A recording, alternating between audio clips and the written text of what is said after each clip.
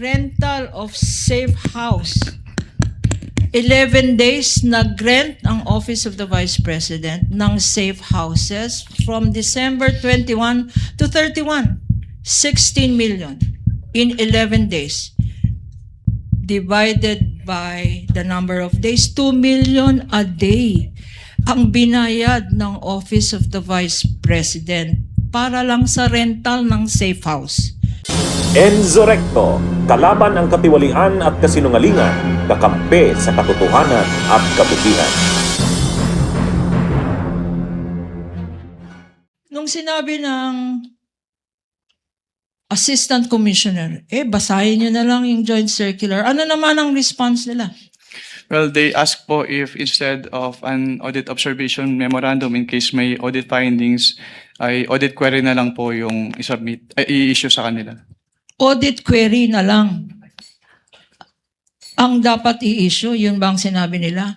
Ano naman itong audit query na sinabi nila, ito na lang please ang i-issue ninyo, wag na lang AOM.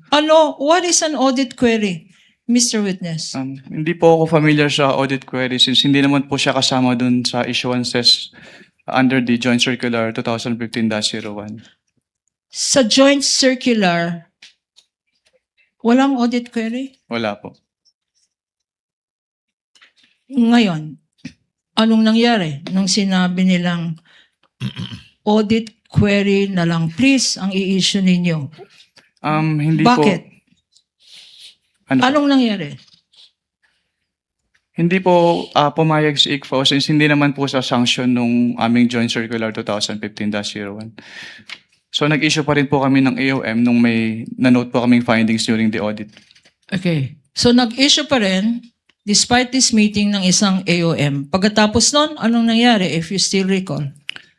After po ma-approve yung AOM, nag-attempt po kaming iserve yung AOM to the office address po nung OBP pero hindi po siya tinanggap dahil wala raw po mag-receive na authorized person.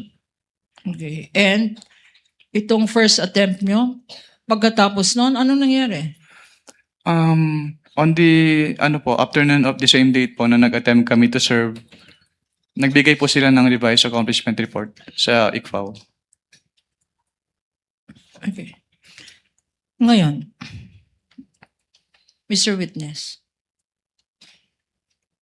sinabi mo kahapon at ngayon na ang basis ng inyong post-audit or compliance audit ay ang joint circular.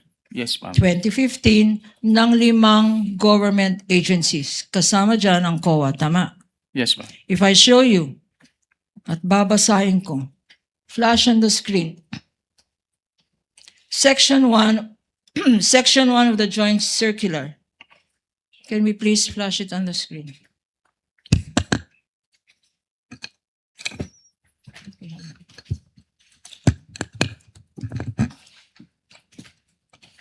Ini-explain dito, and please refer, do you have a copy with you? Yes po. I have a copy po with me. I refer you now to the last sentence, which says,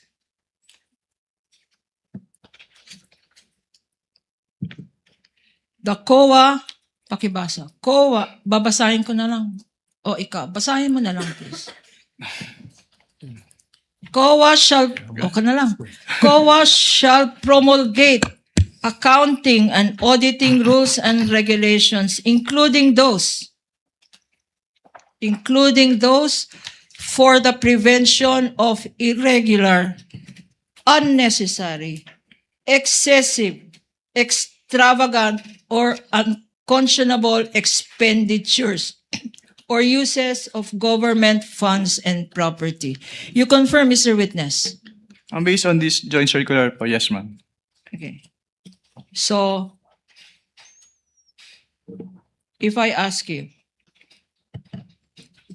sa mga sinubmit na documents ng Vice President, and I will, for purposes of summarizing, purchase of information 14 million Reward payment, 10,050,000. Rental of safe house. 11 days nag-rent ang Office of the Vice President ng safe houses from December 21 to 31. 16 million in 11 days. Divided by the number of days, 2 million a day ang binayad ng Office of the Vice President para lang sa rental ng safe house. Tama? May I refer po to the document po? Refer to the document. It's in front of you. Okay. Meron pa rin mga ibang expenses. Meron nakalagay sa summary. Payment of reward, various, 34,857,000. Meron din. Purchase supplies, 11,813,000. Payment of rewards, Mr. Witness, 24 million. No, 10 million. Payment of rewards. Rewards in medicine, in kind. 24,930,000, Mr. Witness. Payment of rental of transfer vehicles related allegedly to confidential activities. 10 million pesos. Tables and chairs, 500,000 pesos. Desktop computers and printers, 3 million pesos. You confirm that, Mr. Witness? Pwede pong paulit ng enumeration kasi I don't Ito have ay reference nasa kanina. notice of Suspension. suspension and your tabulation. Okay, ma'am. Do you confirm, Mr. Ramil? Yes, Your Honor po. Okay. Bunyog, bunyog, halikan na kasama ka. Bunyog, kapag buklod ay may pag-asa.